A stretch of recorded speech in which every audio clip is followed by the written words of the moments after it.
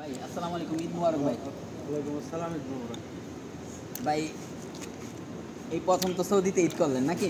হ্যাঁ, তো কেমন লাগলো ঈদ? ঈদ বলতে দেশে বসে যে একটা আনন্দ পরিবারের সাথে, সেটা এত এ জায়গায় ওই হচ্ছে না।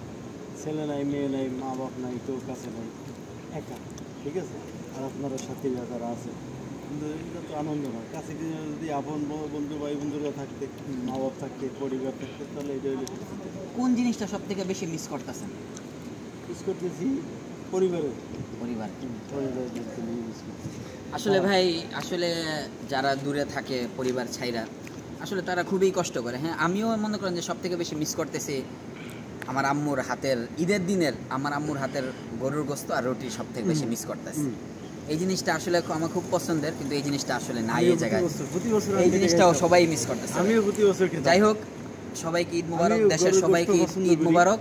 সবাই ভালো থাকবেন, পরিবারকে নিয়ে পরিবারকে সময় দেন, সবাই সুস্থ থাকেন। ঈদ মুবারক, আল্লাহ তাআলা সবাইকে হেফাজত রাখুন। আসসালামু আলাইকুম।